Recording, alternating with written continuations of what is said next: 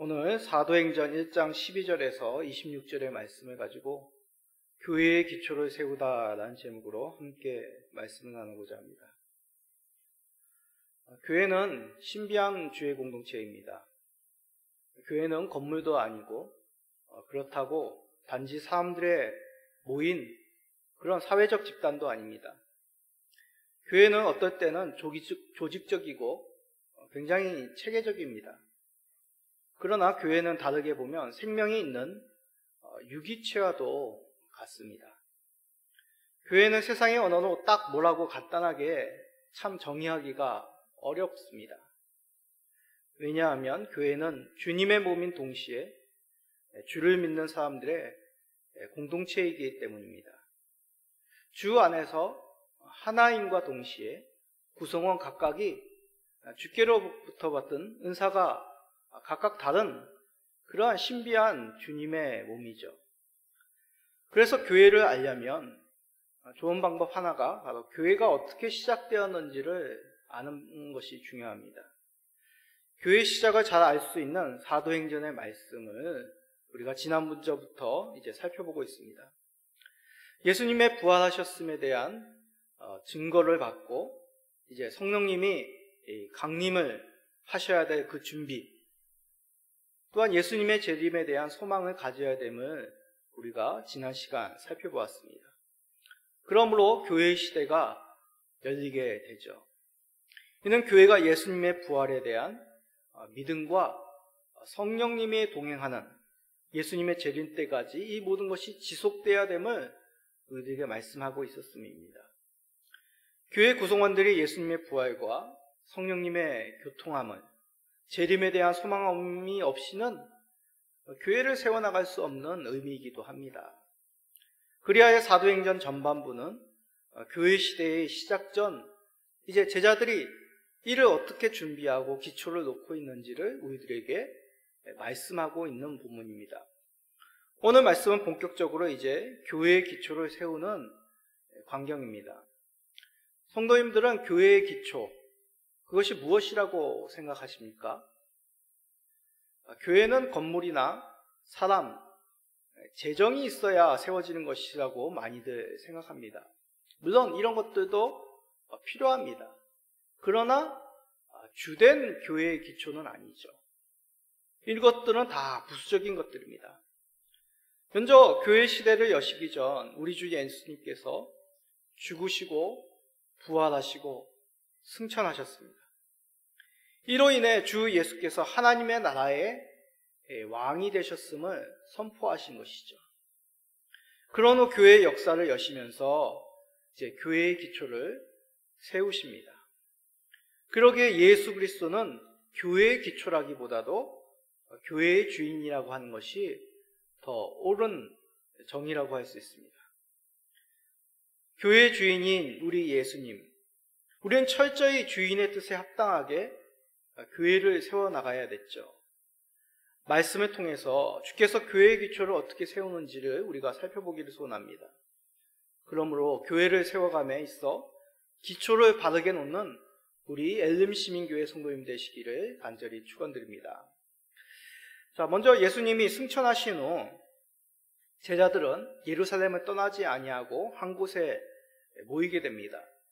그 이유는 바로 예수님께서 승천하신 후 제자들에게 약속하신 예루살렘을 떠나지 말고 아버지께서 보내신다는 그 성령님을 기다리기 때문입니다.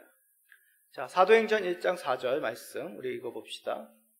사도와 함께 모이사 그들에게 분부하여 이르시되 예루살렘을 떠나지 말고 내게서 들은 바 아버지께서 약속하신 것을 기다리라. 우리가 전에도 살펴보았듯이 우리 예수님께서 제자들에게 이러한 명령을 하신 것이죠. 승천하시기 전에 제자들에게 분부하여 예루살렘을 떠나지 말라. 내게서 들은 바 아버지께서 약속하신 그 선물, 성령님을 기다리라. 제자들의 입장에서 보면 이 명령은 어떻게 보면 참 순종하기 힘든 명령일 수 있습니다. 그들 곁에는 이제 예수님이 부활하셔서 하늘로 올라가셨습니다. 부활체는 우리 제자들 곁에 있지 않은 것이죠. 또한 이날이 언제입니까? 이제 안식일이라고 합니다. 안식일이라 하면 이제 대부분 유대인들이 많이 움직이지 않기 때문에 율법에 정한 그런 거리가 있기 때문에 이들은 멀리 가지 않고 대부분 집에 그렇게 머물게 됩니다. 주변 유대인들 또한 많이들 집에 머물게 되죠. 그렇지라도 대다수의 많은 제자들이 한 곳에 모여 있다. 이것은 다른 유대인들에게 쉽게 눈치챌 수 있는 상황입니다. 대표적으로 베드로는 어떤 사람입니까? 어두운 밤 모닥불 불빛에도 자기를 알아보는 그런 유대인들로 인하여서 3번이나 예수님을 부인한 사람이었습니다. 베드로만이겠습니까? 다른 제자들도 대부분 예수님이 십자가에 달리실 때 그 곁에 지키지 않았던 사람들이죠. 예수님이 부활하셨다는 그 소식을 들은 후에도 어떻게 합니까? 이들은 사람들이 무서워서 집안에 문을 잠그고 숨어 있었던 그들입니다. 그러던 그들이 이제 예수님의 약속을 믿은 것이죠. 예수님의 약속을 믿고 흩어지지 아니하고 예루살렘을 떠나지 아니하고 약속하신 성령님을 기다리게 됩니다. 그럼 이들이 모여있던 곳은 예루살렘 어디였을까요? 오늘 성경은 그곳이 바로 다락방이라고 말씀합니다. 보통 우리가 이 다락방 하면 이제 마가의 다락방이라고 얘기합니다. 마리아라는 이름을 가진 여자들이 참 많은데 마가라는 사람은 아들을 둔 마리아도 있습니다. 그래서 이 다락방이 마리아의 다락방, 마가의 다락방이라고들 말하는데 그것은 성경에 기록되어 있지 않습니다. 정확하지 않은 것이죠. 다락방이라 하여 또 우리가 생각하는 이 한국 사람들의 정서에 의해서 생각하는 한두 명 누울 수 있는, 그리고 일어서면 천장이 머리에 닿는 그런 어떤 낮은 다락방이라고 생각하는데 또 그렇지도 않습니다. 근데 중요한 것은 이 다락방이 누구의 다락방이냐, 얼마나 넘느냐, 그것이 주된 말씀의 내용이 아니죠. 이들이 다락방에 모여서 무엇을 했느냐가 중요하게 우리가 살펴볼 내용입니다.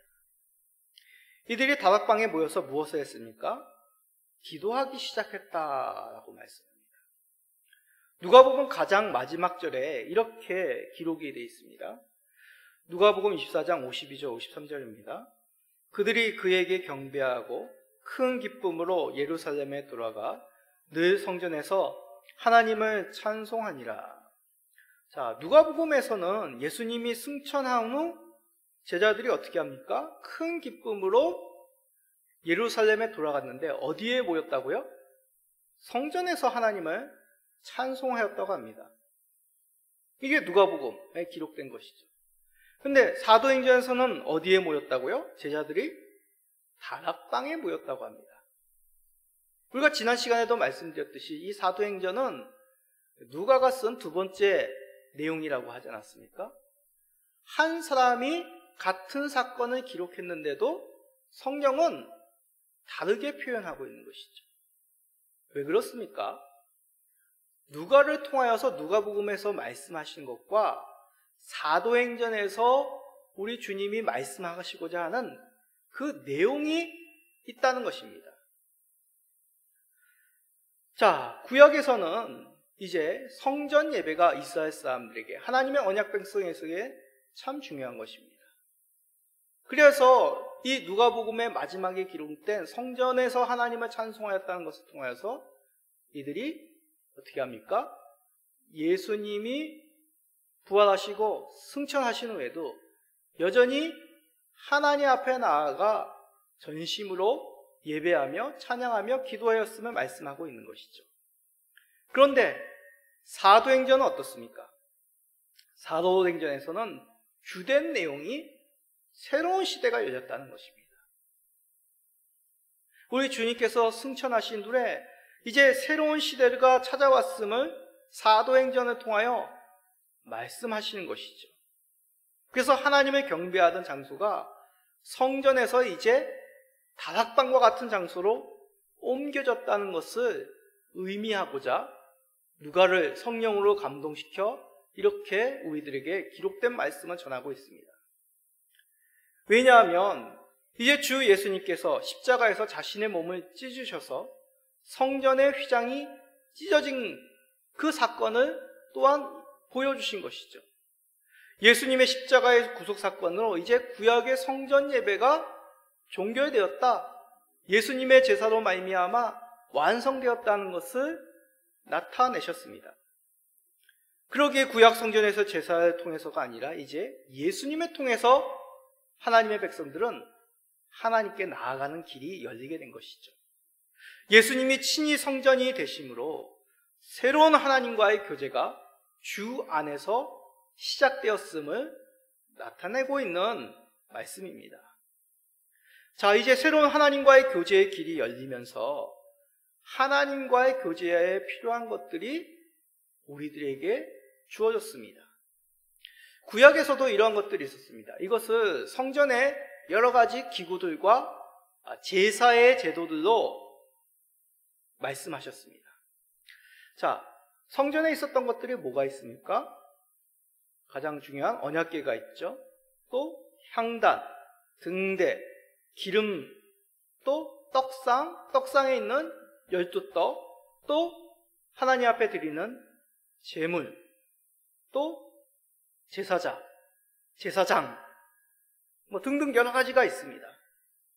이러한 구약 성전의 기구와 제사에 담겨져 있는 것은 중요한 의미가 그 속에 있는 것이죠. 하나님 앞에 제사 드릴 때, 하나님으로 말미암아 하나님과 교제할 때 여러 가지 필요한 것들, 또한 어떠한 의미가 담겼는지를 제사의 제도를 통하여, 성전의 기구를 통하여서 우리들에게 보여주시고 또한 그 의미를 새기게 하셨습니다. 그런데 새로운 시대, 이제 예수 그리스도로 말미암아 그 구약의 성전의 제사가 의미가 없게 되고 예수 그리스도로 말미암아 하나님 앞에 나아가는 그 주 안에서의 제사, 참된 예배가 이제 열리게 되면서 이러한 구약의 기구들 또한 구약의 제사의 의미는 새로워져야 되는 것이죠. 신약시대 오늘날 우리가 예배 드리는 가운데 여러 가지 예배의 형식과 여러 가지 예배에 드려지는 모든 것들이 다 이러한 제사 속에, 구약에 있었던 그 제사 속의 의미가 연장되어지고 더 확실하게 우리들에게 다가오게 됩니다. 오늘 읽은 본문도 바로 이러한 의미 가운데 우리들에게 말씀하고 있는 것이죠. 먼저 13절에는 가룟 유다가 빠진 11제자의 이름이 기록되어 있습니다. 성전에서는 아까 무엇이 있다고 했습니까? 떡상 위에 있는 12떡이 있었습니다. 이 구약의 성전 안에 있었던, 성막 안에 있었던 떡상 위에 있었던 12떡은 바로 구약의 언약인 백성인 12지파를 상징하는 것이죠. 이제 신약의 교회 시대에는 이 12지파의 의미가 아니라 12제자들이 하나님 나라, 교회의 대표자들로 상징하게 됩니다.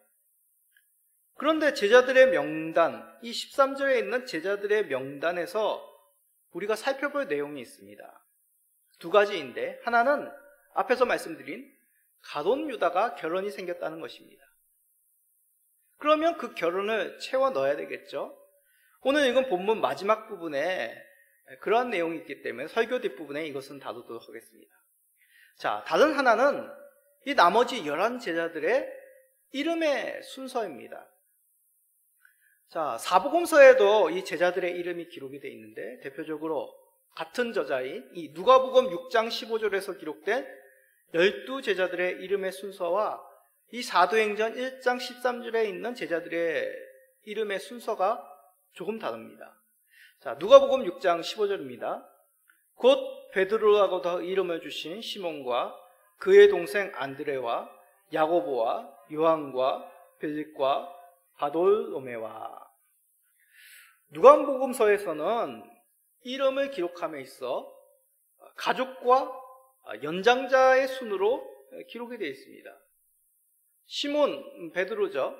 그의 동생 안드레가 같이 이렇게 묶여져 있습니다. 그리고 형인 베드로가 먼저 기록이 되어 있죠. 야고보와 요한도 마찬가지입니다. 자, 이렇게 사복음서에는 가족적인 연장자의 순으로 이 제자들을 기록했는데 사도행전은 어떻습니까? 교회의 질서의 의미로 이름이 기록되어 있습니다. 자, 순서가 어떻게 되죠? 베드로, 요한, 야고보입니다. 이 세 명은 우리가 잘 알다시피 하나님의 사도들로서, 예수 그리스도의 사도들로서 초대교회의 지도자적인 역할을 감당하는 사람들이었습니다. 그러기에 이들의 이름을 먼저 질서상 기록된 것이죠. 이렇게 11제자들의 명단을 통하여서도 이제 가족, 혈연, 그런 중심의 공동체가 아니라 영적인 공동체, 교회 공동체의 의미를 이 누가복음의 이름과 이 사도행전의 이름과 차이를 두어서 그렇게 우리들에게 나타내고 계시는 것입니다. 교회는 혈연 공동체가 아니라 신앙 공동체입니다. 영적인 질서가 중심이 되는 공동체임을 우리에게 보여주고 있는 것이죠. 이것은 우리가 보편적인 관념인 가족이나 연장자에 대한 존경함, 그런 것들을 무시해라, 그런 뜻이 아닙니다.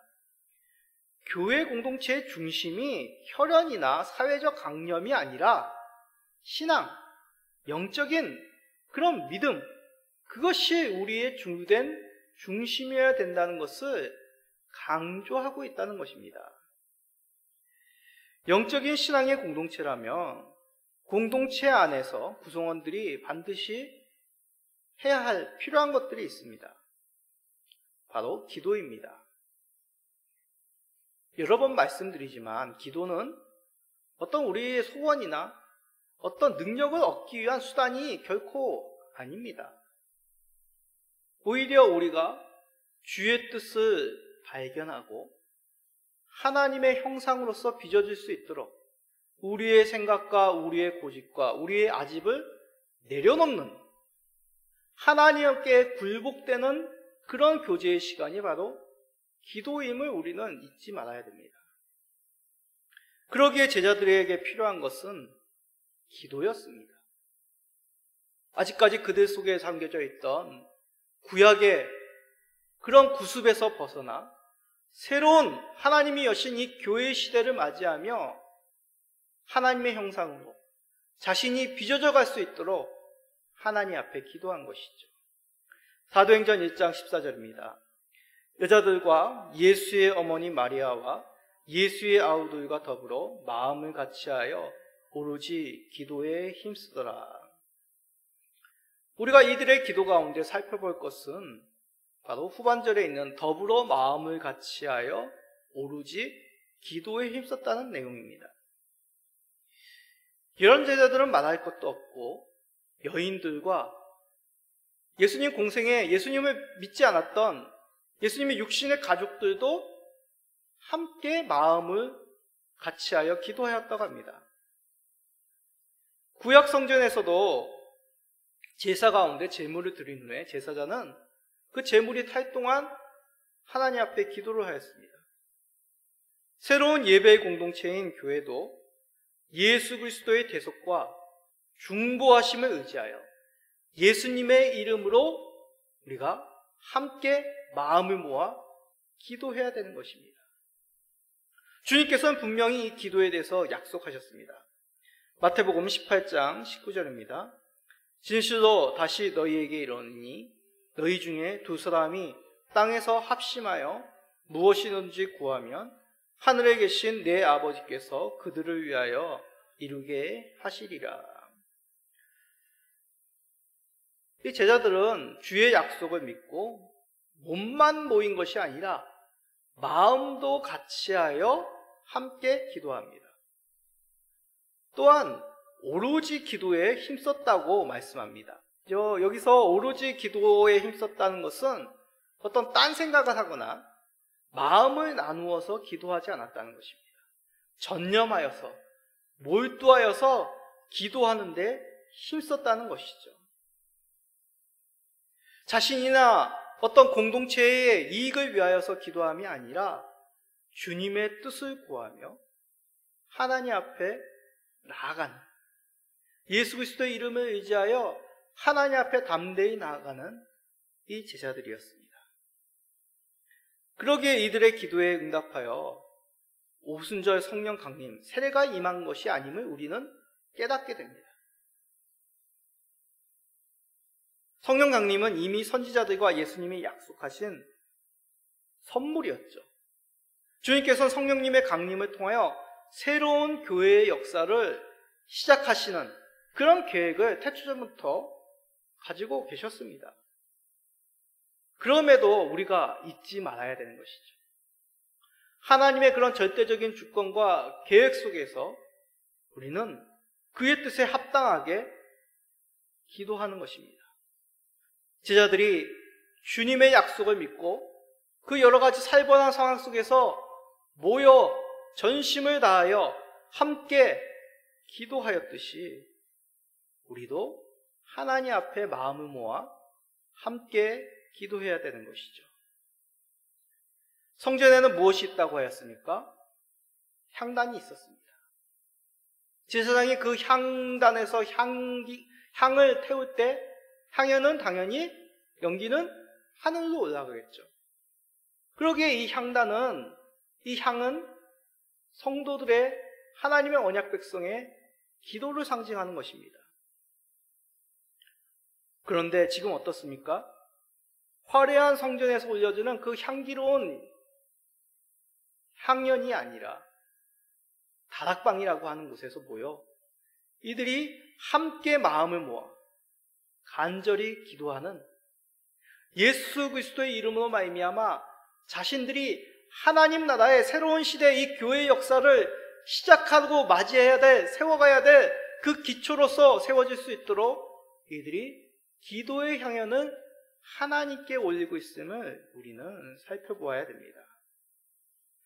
비록 화려한 성전이 아닌 다락방이지만 주의 말씀에 순종하여 모여 한 뜻으로 간절히 기도함으로 우리 주님께서는 이들을 교회의 기초로 삼으십니다.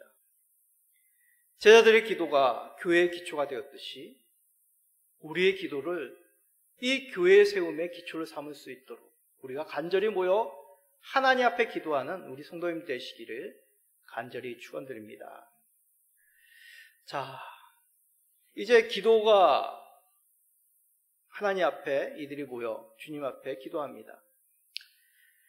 자, 우리가 앞에서 제자들의 명단을 언급하며 중요한 내용 한 가지가 더 있다고 했습니다. 뭡니까?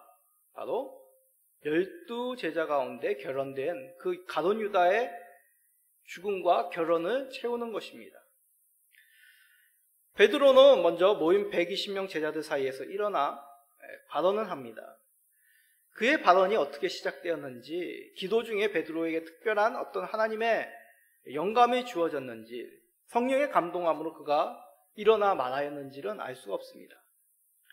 그러나 분명한 사실은 성령 강림을 앞두고 교회의 기초로 삼을 이 사도의 충원은 반드시 해야 할 일임을 우리는 알게 되죠. 이 중요한 일을 앞두고 먼저 해야 할 것은 이 가룟 유다의 죽음을 어떻게 우리가 생각해야 되는 것입니다. 제자들의 입장에서 우리가 생각해 보십시오.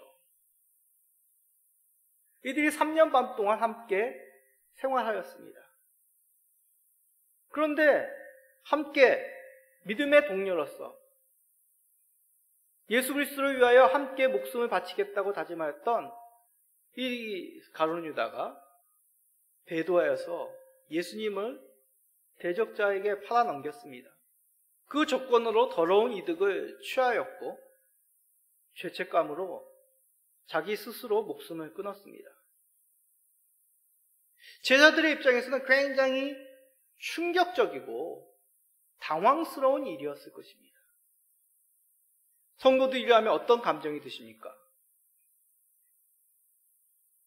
어떤 분들은 분노의 마음이 듭니다. 아니, 예수님이 이 가룟 유다의 발도 씻겼다는데 어찌 이렇게 스승을 하나님의 아들인 예수님을 대적자들에게 팔아넘겨 배은망덕하고 짐승만도 못한 사람, 그런 분노의 마음이 드실 수도 있습니다. 또 어떤 분들은 그래도 우리 하나님, 사랑의 하나님이신데, 그런데 그 하나님의 사랑을 믿지 못하여 회개하지 않고 스스로 목숨을 끊은 이 유다의 죽음 앞에 굉장히 안타까운 마음이 드시는 분도 계실 것입니다. 우리는 주로 우리의 마음의 소리를 듣죠. 내 감정이 어떠냐? 내가 그 사람에게 어떤 관계이고 어떤 감정을 느끼느냐가 참 중요합니다.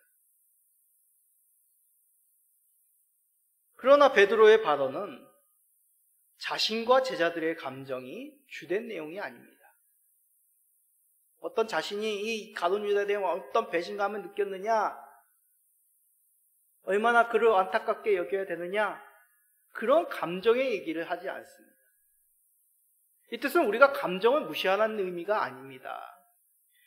교회에 닥친 이 교회의 시대를 열어가며 그 기초를 세워야 될 이들에게 있어서 이 가룟 유다의 죽음을 어떻게 받아들여야 되느냐, 그 가운데 우리 주님께서 베드로의 입을 통하여 분명하게 말씀하고 있는 것이죠.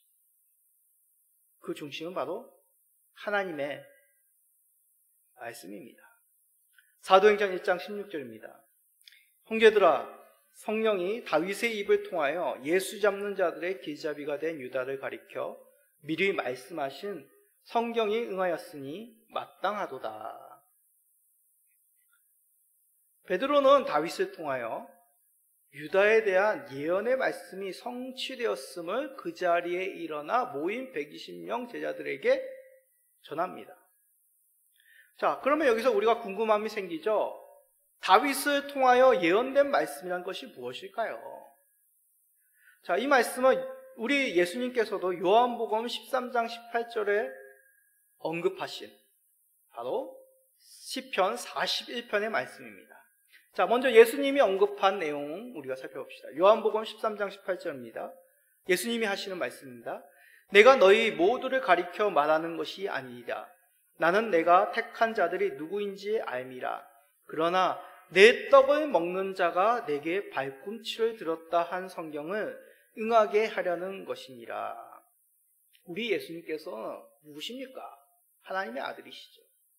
그 마지막 유월절 만찬, 제자들과 함께 나누는 그 유월절 만찬에 있는 제자들 중에 누가 자신을 배신할 것임을 알고 계셨습니다. 그러기에 뭐라고 얘기하십니까? 시편 41편의 말씀, 바로 내게 떡을 먹는 자가 내게 발꿈치를 들었다 한 성경이 응하게 되었다라고 말씀합니다. 자, 그러면 이 말씀, 시편 41편 말씀을 다시 한번 우리가 직접적으로 봐야 되겠죠. 시편 41편 9절입니다. 내가 신뢰하여 내 떡을 나눠 먹던 나의 가까운 친구도 나를 대적하여 그의 발꿈치를 들었나이다. 아멘. 우리 성도님들, 이 성경은 그냥 문자적으로 그렇게 바로 옮기는 것, 그렇게 이해해서는 조금 곤란합니다. 예수님이 잘못 성경을 인용한 걸까요? 아니죠. 시편은 히브리어입니다. 그리고 지금 예수님이 말씀을 기록한 요한복음은 헬라어죠. 그리고 우리가 읽는 성경은 한글 성결입니다. 이렇게 옮겨 적고 번역하면서 우리가 쓰는 단어들도 조금씩 다르게 기록될 수밖에 없죠. 그런데 중요한 거는 어떤 단어를 썼느냐, A는 A 그대로 받아 적는 것이 아니라 그 의미가 정확하게 전달되는 것이죠. 예수님은 분명히 시편 41편 9절의 말씀을 정확히 인용하시며 이 가룟 유다가 다윗을 통하여 예언된 그 말씀이 성취되었음을 말씀하셨습니다. 베드로도 이것을 기억하여 얘기한 것이고요. 다윗이 누굽니까? 다윗은 선지자가 아닙니다. 그러나 때때로 성령님의 감동함으로 그는 시편을 통하여 여러 가지 예언의 말씀들을 남겼습니다. 대표적인 시가 고난받는 메시아 시편 22편 수요 예배 시간에 살펴보았죠. 엘리 라마 사박다니, 나의 하나님 나의 어찌하여 나를 버리셨소. 예수님이 시편 22편을 십자가상에서 낭독하시면서 본인이 메시아로서 이 모든 사역을 감당하고 있으며 그 처절한 아버지로부터의 버림받음, 그러므로 우리가 하나님의 양자가 되는 그 은혜를 얻게 되었음을 우리가 살펴보았습니다.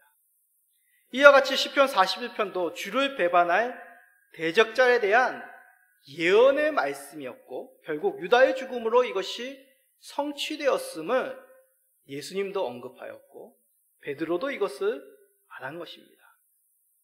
베드로는 이 말씀을 통해 상기시키며 혹시라도 그 가운데 있을 감정적인 불안과 당혹감에 사로잡히지 않도록 분명한 말씀으로 이 사건을 바라보고 있다는 것이죠. 여기서 우리가 중요한 교회의 기초에 대해서 생각해야 됩니다. 다시 한번 말씀드리자. 우리가 모든 것을 그렇게 영적으로 말씀으로 갖다 붙이면 우리는 큰일 납니다. 그러나 지금 어떤 때입니까? 이 말씀의 배경은 교회의 기초를 세우기 위하여 하나님께서 약속하신 성령님을 기다리며 모여있는 그때입니다. 그 가운데 분명한 기초는 말씀으로 교회의 기초를 놓고 있다는 것이죠. 교회는 세상의 사교 집단이 아니라는 사실입니다.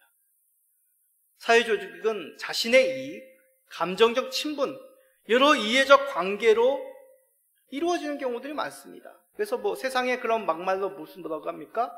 끼리끼리 모인다, 비슷한 사람들끼리 모인다, 그런 얘기 하지 않습니까?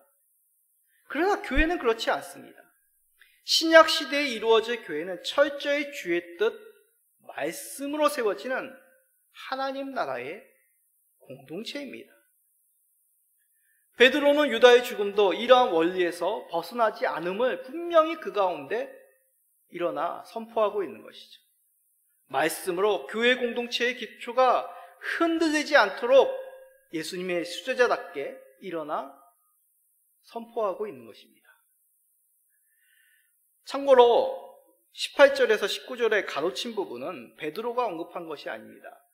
누가가 부연 설명하여 기록한 것이죠.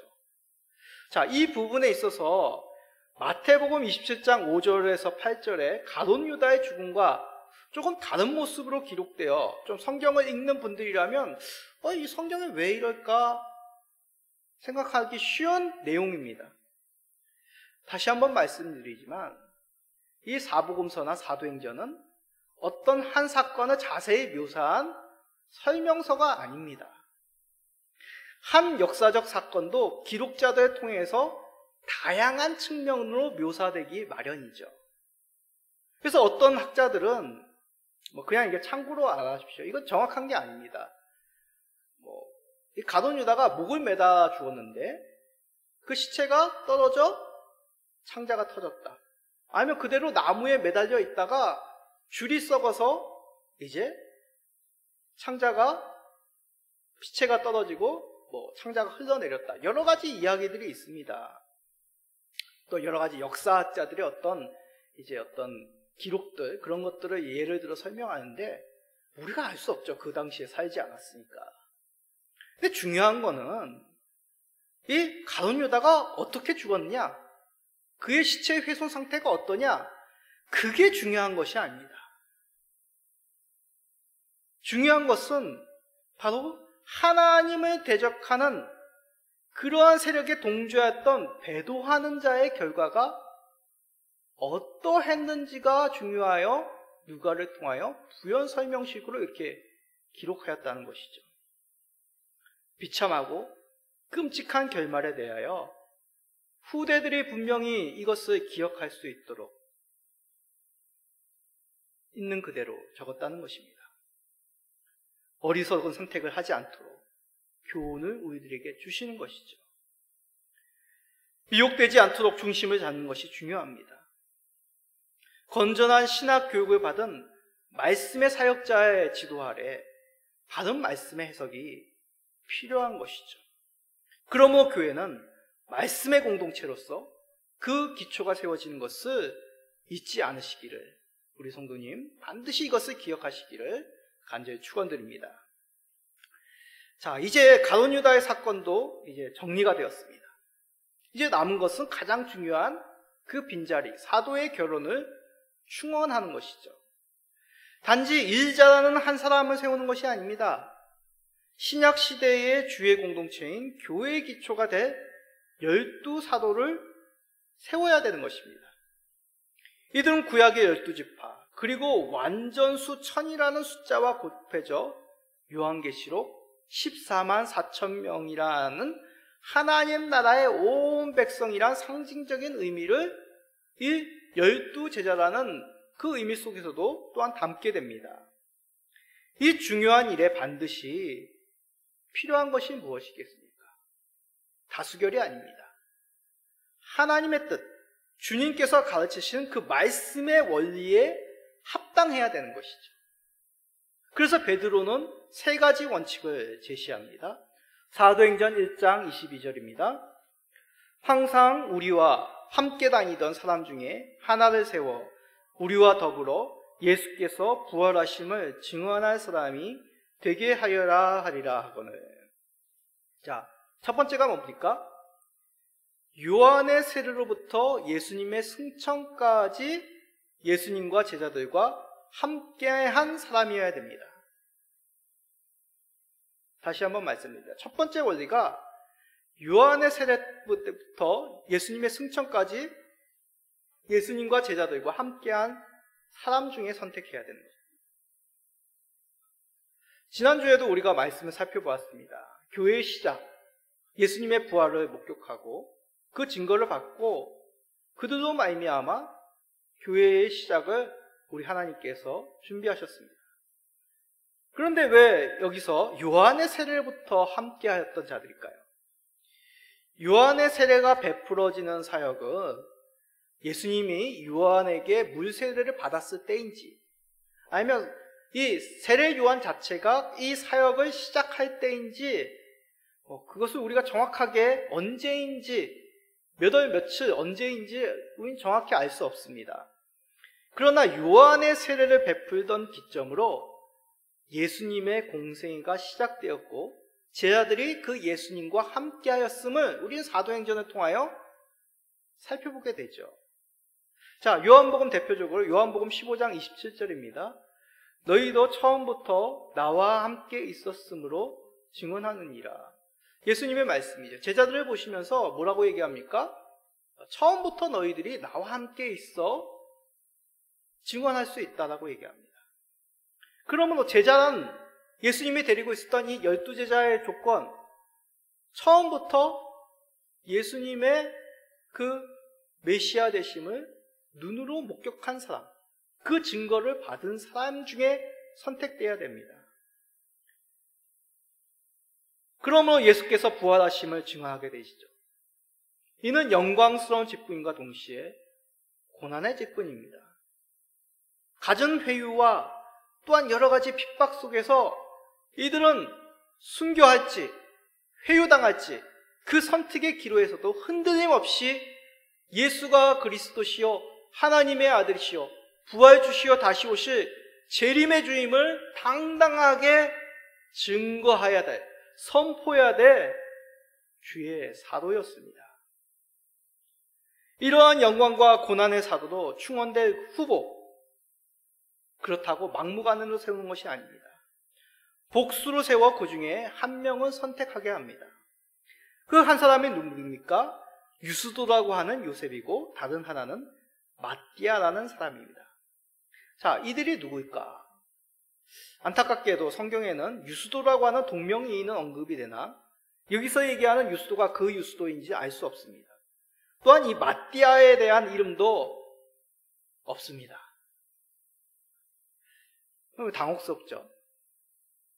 그러나 이 본문에서 우리가 알아야 될 것은 이들이 누구냐, 그것이 중요한 것이 아닙니다. 이들의 조건이 앞에서 베드로가 언급한 사도의 자격에 부합되고 있다는 것입니다. 사도의 선출을 앞두고 또한 제자들은 기도를 하죠. 주님께서 택하실 사람을 선택하도록 이들은 기도합니다.